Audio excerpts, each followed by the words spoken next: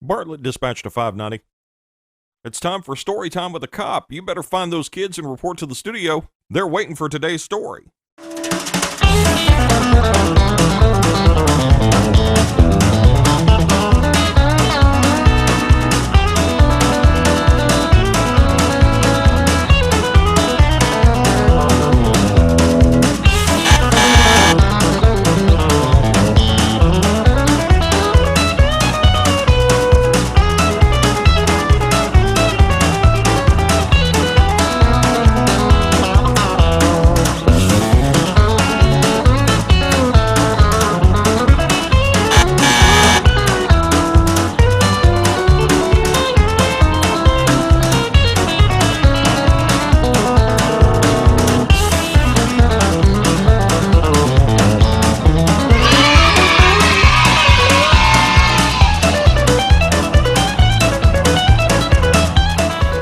Hi guys, I'm Arlen Gammon with the Bartlett Police Department. Today we're going to be reading a book called It's Too Noisy by Joanna Cole.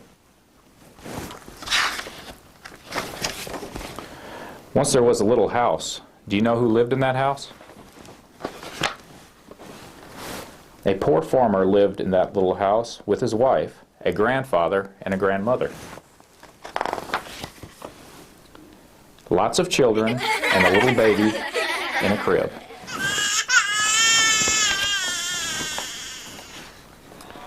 Day and night, there was always a lot of yelling, singing, snoring, laughing, fighting, and crying.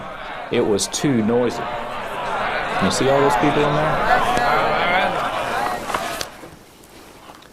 The poor farmer wanted it quiet. He went to the wise man. Wise man, he said, my house is full of people. It is too noisy. Tell me what to do. The wise man closed his eyes, and he thought and thought. Here's what to do, he said.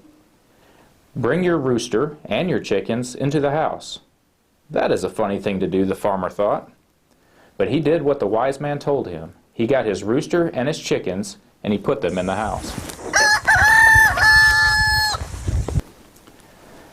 That night, there was a lot of yelling, singing, snoring, laughing, fighting, and crying. And now there was a lot of clucking and crowing too. It was too much noise. The next day the farmer went back to the wise man. I put the roosters and the chickens in the house, he said, but it was worse than ever. Then you must put your pigs and your sheep in the house, said the wise man. That is a very funny thing to do, the farmer thought. But he did as the wise man had said. That night, there was yelling and singing, snoring and laughing, fighting and crying, clucking and crowing, and now there was oinking and baying too. It was even worse than before. The farmer went back to the wise man. Noise, noise, noise, he said. I can't stand it anymore. The wise man said, now put your donkey and your cow in the house. The wise man is crazy, thought the farmer, but he did what the wise man said. He put the donkey and the cow in the house. Now there was yelling, singing, snoring, and laughing, fighting and crying, clucking and crowing, oinking and baying, and braying and mooing. And it was so noisy, the poor farmer did not sleep at all that night. The farmer went back to the wise man one last time. Wise man, my house is like a barn, he cried. I cannot stand it. The wise man smiled. Here's what to do, he said. Take all the animals out of the house. The farmer ran home. He did just what the wise man had said and put out the chickens. He put out the roosters. He put out the pigs.